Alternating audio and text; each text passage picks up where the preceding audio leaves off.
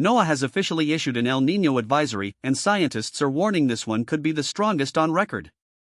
Meteorologists confirmed Thursday that an El Nino has formed in the tropical Pacific and is expected to intensify in the coming months.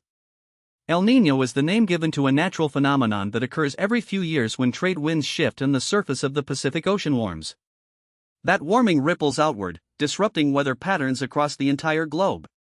The National Oceanic and Atmospheric Administration (NOAA) says that sea surface temperatures in the equatorial Pacific have been running at least half a degree Celsius above average for several months now.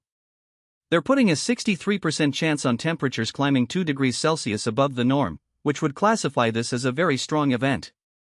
But some forecasts go even further, suggesting temperatures could exceed 3 degrees Celsius above normal, which would be the largest El Nino ever recorded.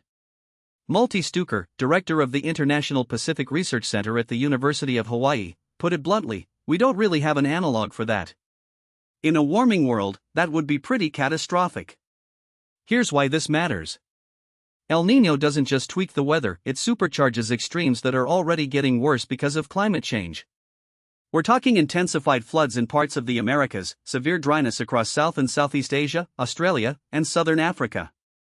And because El Nino events typically peak during the Northern Hemisphere winter and carry elevated temperatures into the following year, the two hottest years on record, 2023 and 2024, both coincided with the last El Nino. There is one potential silver lining for the United States: El Nino tends to suppress Atlantic hurricane activity. Colorado State University, one of the top hurricane forecasting teams in the country, has already scaled back its predictions for the Atlantic season, now calling for the lowest activity levels since 2015. But the good news largely ends there. NOAA warns of increased high tide flooding and algae blooms along the U.S. West Coast. And globally, the outlook is grim, especially for poorer nations already dealing with fertilizer shortages tied to the effective closure of the Strait of Hormuz and cuts in humanitarian funding. Mohamed Adao, director of the Nairobi-based think tank Power Shift Africa, said El Nino means failed rains, dying crops, rising food prices and families pushed to the edge yet again, and for East Africa in particular, he warns it will land on communities already battered by years of droughts and floods.